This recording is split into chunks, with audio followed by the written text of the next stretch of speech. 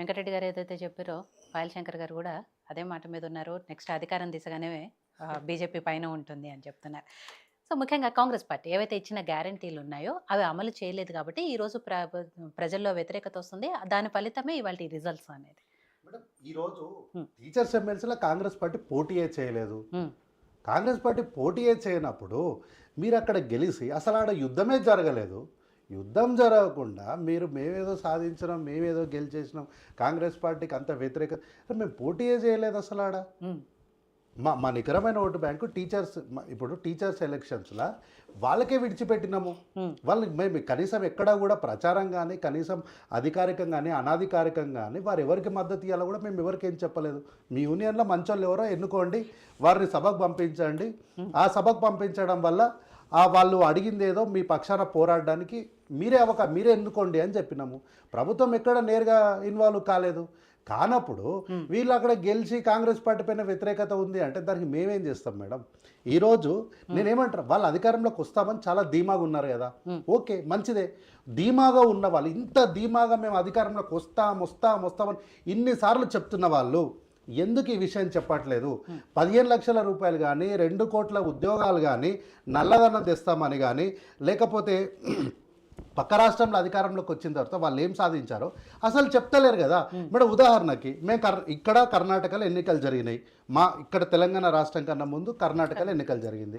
అక్కడ ప్రభుత్వం వచ్చింది. అక్కడ ప్రభుత్వం వచ్చినప్పుడు ఎస్ మేము అక్కడ ఈ పనులు చేస్తున్నామని చెప్పే కదా మేము ఇక్కడ ఓటు అడిగినాం. అక్కడ ప్రజలు అవకాశం ఇచ్చారు. అవకాశం ఇచ్చిన తర్వాత మేము అధికారంలోకి వచ్చిన తర్వాత ఇగో ఈ పనులు చేస్తున్నామని మేము శాంపుల్ చూపించే కదా మేము ఇక్కడ అధికారంలోకి వచ్చినాం. మీరు పక్క రాష్ట్రంలో వచ్చారు కదా ఆంధ్రప్రదేశ్లో, మీరు ఏం సాధిస్తారు అక్కడ? మీరు ఈ రోజు వరకు నిన్న బడ్జెట్ పెట్టినారు, ఏం సాధించారు, ఏం గొప్పగా ఇచ్చినారని చెప్పి మీ రోజు ఈ రాష్ట్రంలో అధికారంలోకి రావడానికి మీకు అవకాశం ఉంది.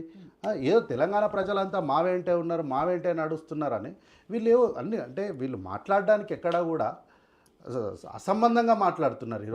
ఈరోజు ఏదో మహేశ్వర్ రెడ్డి గారు వచ్చి ఏదో అన్నీ మారిపోతున్నాయి, అట్లయితుంది ఇట్లయితుంది అని అంటున్నారు. ఎట్లయితుంది మేడం? వాళ్ళు మా పార్టీలో ఏం జరుగుతుందో మాకు తెలుస్తుంది, వారికి ఏం తెలుస్తుంది? నిజమేందంటే వారు లీడర్ ఆఫ్ అపోజిషన్గా పార్టీ వాయిస్ అసెంబ్లీలో సరిగ్గా వినిపించట్లేదు, ఎక్కడో కొలేడ్ అవుతున్నాడు అని చెప్పేసి వారిపైన ఉన్నటువంటి ఆరోపణల నేపథ్యంలో కాంగ్రెస్ పార్టీ అనేక వేదికలపైన చేసిన డిమాండ్ ఏంది? మీరు బీజేపీ ముఖ్యమంత్రి ఇస్తామన్నారు, కనీసం ఎల్ఓపి అన్న బీజేపీకి ఇవ్వండి అంటే ఆ ప్రయత్నంలో భాగంగా వారి లీడర్ ఆఫ్ అపోజిషన్ని పీకేద్దామని వాళ్ళు ఆలోచన చేస్తుంటే ఏదో కోయిల్ వచ్చి ముందే కూసింది అన్నట్టు ఈయన వచ్చి ముఖ్యమంత్రి గారిని మార్చేస్తారని. మేడం ఈ వేదిక ఈరోజు నేను చెప్తున్నా, తెలంగాణ రాష్ట్రంలో కల్వకుంట్ల చంద్రశేఖరరావు గారు 9 సంవత్సరాలు 8 నెలలు 9 నెలలు వాళ్ళు పరిపాలన చేశారు. వారికన్నా ఒక్క నిమిషమైనా సరే రేవంత్ రెడ్డి గారు ముఖ్యమంత్రిగా ఎక్కువ కాలం చేస్తారు. ఏ పార్టీ నుంచి? కాంగ్రెస్ పార్టీ నుంచి. 100% కాంగ్రెస్ పార్టీ నుంచి ఖచ్చితంగా రేవంత్ రెడ్డి గారు కల్వకుంట్ల చంద్రశేఖరరావు గారి కన్నా కనీసం ఒక్క నిమిషమైనా సరే ఎక్కువ కాలం ముఖ్యమంత్రిగా వారు పనిచేస్తారు. అందులో కాంగ్రెస్లో ఉండే చేస్తారు. కాంగ్రెస్ పార్టీ నేను ఏ పార్టీ నుంచి అని ఎందుకు అన్నాను అంటే మళ్ళీ నన్ను తప్పు బీఆర్ఎస్ నాయకులు చాలా మంది మాట్లాడుతున్నారు, మోడీ గారి డైరెక్షన్లో పనిచేస్తున్నారు రేవంత్ రెడ్డి గారు, ఆర్ఎస్ఎస్ ముఖ్యమంత్రిగా పనిచేస్తున్నారు అని. చూడండి మేడం, ఇప్పుడు నరేంద్ర మోడీ గారిని ముఖ్యమంత్రి రేవంత్ రెడ్డి గారు కలవడానికి కేవలము వారు ప్రధానమంత్రి ఒక ముఖ్యమంత్రిగానే కలుస్తాం. మీరు వెళ్ళి కలిసినట్టు మేము వెళ్ళి కలవట్లేదు మేడం. మీకున్న అవసరాలు మాకేం లేవు. మీరు వెళ్ళి ఒంగొంగ దండ మేడం మేము చెప్పేది ఏం లేదు. సాక్షాత్తు నరేంద్ర మోడీ గారు ఇక్కడ ఎన్నికల ప్రచారంకి వచ్చినప్పుడు నా కొడుకును ముఖ్యమంత్రిని చేయాలా, మీరు సహకరించండి అని చెప్పి కల్వకుంట్ల చంద్రశేఖరరావు గారు నా కాళ్ళు పట్టుకున్నాడని ఆయనే చెప్పినారు. అమిత్ షా గారే చెప్పినారు ఈ కాళేశ్వరం అనేది ఏటీఎంగా మారిపోయింది అని చెప్పి. దానిపైన చర్యలు తీసుకోండి. కాంగ్రెస్ పార్టీని ఎందుకు నిందిస్తారు మీరు? మీ చేతుల్లో అధికారం ఉంది కదా మేడం.